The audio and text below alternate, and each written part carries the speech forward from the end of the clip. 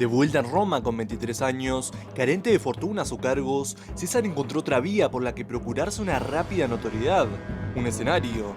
Y pocos eran tan aptos para sus tempranas aspiraciones y notables cualidades como los tribunales.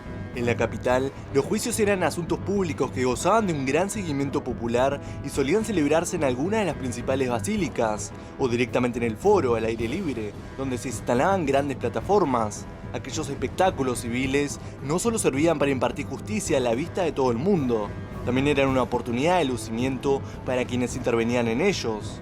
El ejercicio de la defensa se consideraba más honorable y solía recaer por ello en personas de mayor edad y rango. César debutó como abogado en el año 77 a.C., como acusación contra Gneo Cornelio Dolabella, quien hacía frente a los cargos de extorsión y enriquecimiento ilícito durante su etapa como procónsul en la provincia de Macedonia. Poco pudo hacer César por los macedonios en aquella ocasión, enfrentando a las dos estrellas de la oratoria del momento, Quinto Hortensio y Cayo Aurelio Cota, pero se hizo mucho por sí mismo.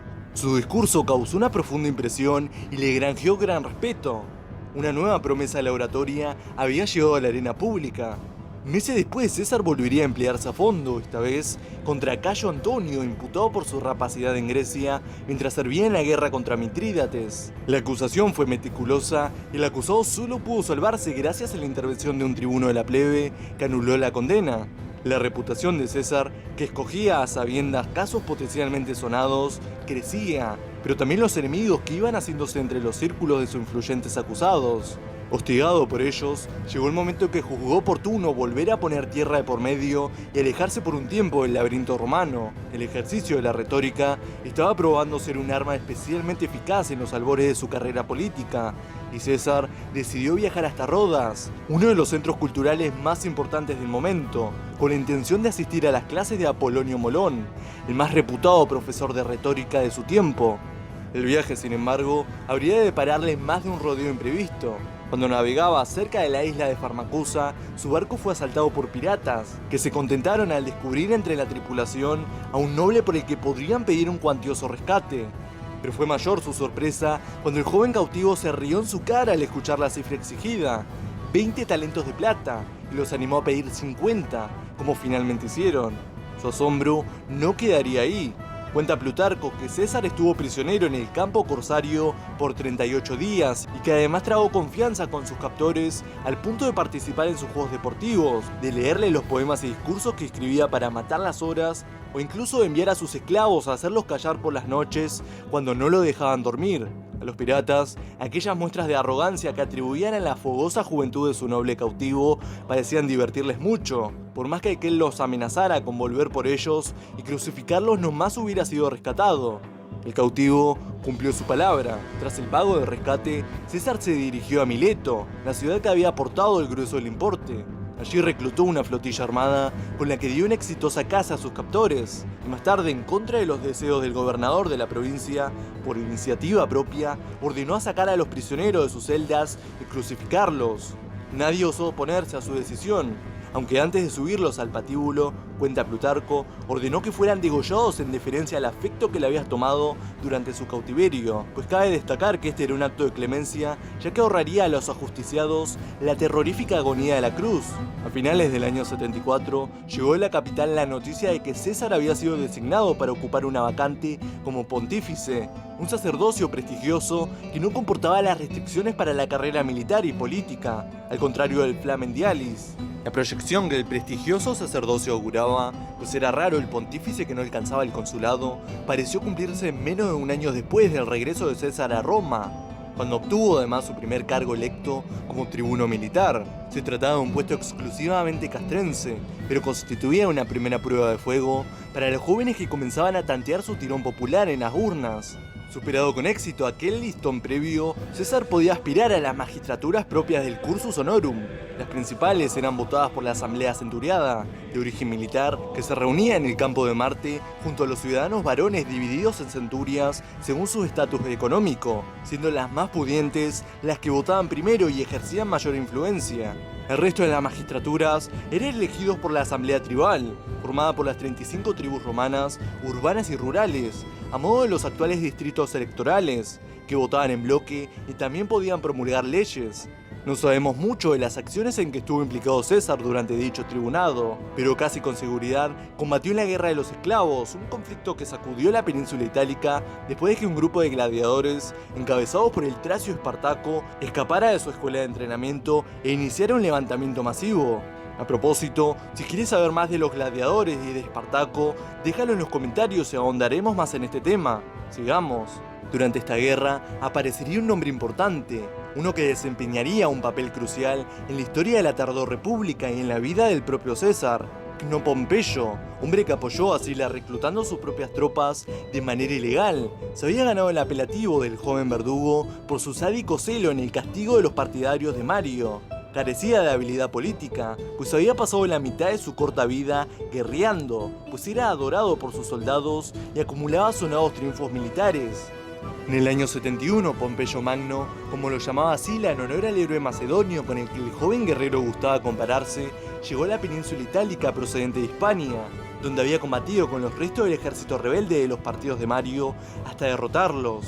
Con su talento para la oportunidad, regresó justo a tiempo para interceptar y masacrar a la pequeña fracción del ejército de Espartaco. Pompeyo no perdió la oportunidad de atribuirse el mérito de la salvación de la República. Presentaría su candidatura al consulado del año siguiente y llegaría así a ser cónsul, hecho insólito, sin haber ocupado ni una sola de las magistraturas inferiores del Cursus Honorum. En el año 70, con 30 años, César cosechó un nuevo éxito al ser elegido cuestor en el primer año en el que podía optar al cargo, algo que otorgaba un gran prestigio. Como el resto de los competidores a una magistratura pública, durante las semanas anteriores a las elecciones, César vistió una toga de un blanco brillante, blanqueada especialmente con tiza, llamada toga cándida. Los candidatos, que justamente de ahí procede el término, le aportaban para distinguirse mientras paseaban por el foro dejándose ver y haciendo campaña, saludando a todos y departiendo con aquellos con quien más les conviniera ser asociados, mientras un sirviente especialmente entrenado, el nomenclator, iba apuntándoles discretamente el nombre de cada una de las personas con las que se cruzaban. Los cuestores solían actuar como recaudadores bajo el mando de un gobernador provincial, y César fue destinado a la Hispania Ulterior, al sur de la península ibérica, un territorio alejado de la capital y devastado por los desastres de la Primera Guerra Civil Romana. Antes de partir, César sufriría dos pérdidas: su tía Julia, la que fuera esposa de Mario, y su esposa Cornelia, con quien había tenido una hija a la que también llamaron Julia. Como era costumbre cuando fallecía una mujer de la edad y rango de su tía, César organizó unos funerales públicos, en los que con un acto de calculada audacia paseó los símbolos y efigies de Mario, prohibidos desde el mandato de Sila. La maniobra populista de César resultó ser todo un éxito, pues el pueblo llano seguía sintiéndose en deuda con el general que en su día había librado a Roma de la amenaza de los bárbaros del norte. También fue bien acogido que decidiera celebrar, contra la costumbre, unos funerales similares para una mujer joven, como había sido Cornelia. Dolido sin duda por aquellas pérdidas repentinas, pero con su popularidad reforzada, el nuevo cuestor partió para Hispania en el 69.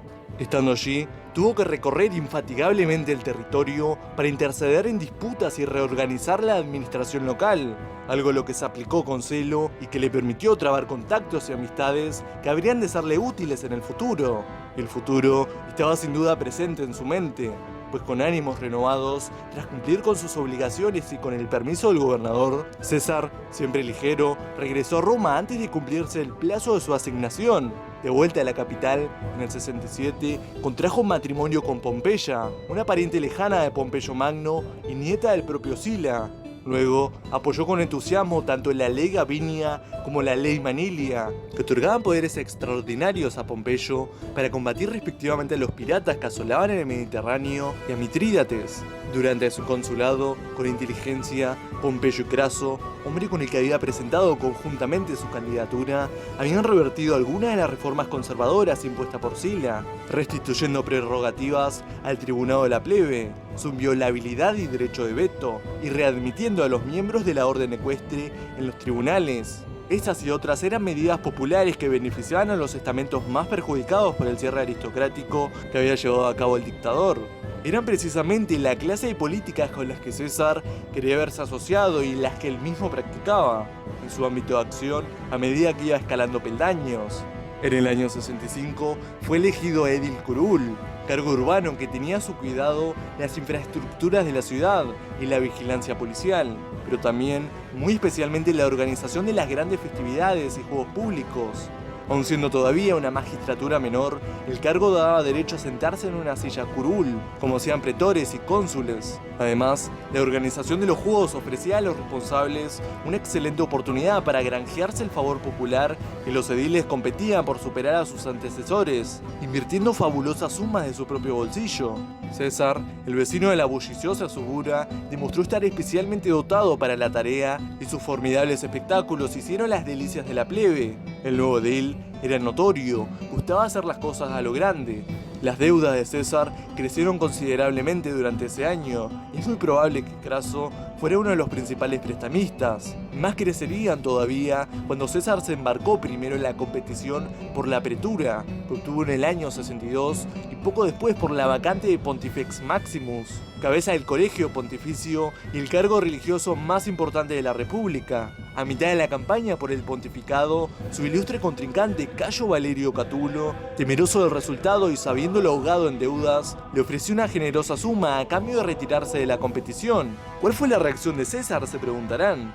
Pedir prestado más dinero y redoblar esfuerzos y favores para conseguir más votos. La apuesta de César era un todo o nada. Sus deudas ya eran gigantescas. De fracasar sus aspiraciones, sus prestamistas se convertirían en acreedores implacables y su carrera estaría acabada. Por eso, la mañana de las elecciones, cuando salió de su casa y su madre Aurelia lo besó para desearle suerte, César la tomó por los hombros y le dijo que regresaría investido como Pontifex Maximus, o sencillamente no regresaría. Y así, contra todo pronóstico, César se impuso en votación popular a sus contrincantes, a pesar del superior currículo de estos. La posesión del nuevo cargo trajo también una mudanza del hogar familiar a la Domus Publica, la noble vivienda que ocupaba el sumo pontífice junto a la Vía Sacra, en el extremo oriental del mismo foro. La humilde Subura quedaba definitivamente atrás. El ascenso de César, notable aunque sin ser extraordinario para un noble de su edad, proseguía con ritmo firme.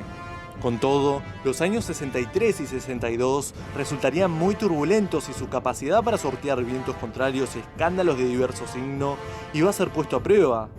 En el año 63, siendo cónsul Cicerón, la República se vio agitada por una conspiración. El instigador fue Lucio Sergio Catilina, un personaje oscuro e intrigante, vástago de una familia patricia venida a menos. También como César, había acumulado enormes deudas. En su desesperado intento de recabar apoyo popular para alcanzar el consulado, había abrazado un programa radical que promovía las reivindicaciones de la plebe y la cancelación completa de las deudas. Sin embargo, a pesar de contar con el apoyo de César y Craso, Catilina fracasó 2 veces en las elecciones consulares. Ahogado en deudas y liquidado políticamente, tramó una conjura para hacerse con el poder por la fuerza. Varios senadores recibieron una carta instándolos a ausentarse de la ciudad el día 28. Se les advertía que ese día iba a producirse una masacre de hombres importantes. Los avisados decidieron, sin embargo, informar a Cicerón, quien a su vez presentó las pruebas en el Senado. La revelación coincidía con la llegada de informes sobre las actividades de Malnio, un hombre de Catilina, en Etruria, donde estaba reclutando un ejército rebelde. En vistas del peligro, el Senado aprobó urgentemente un decreto especial que otorgaba a los cónsules plenos poderes para hacer todo lo que fuera pertinente para salvar a la República si ésta se veía amenazada.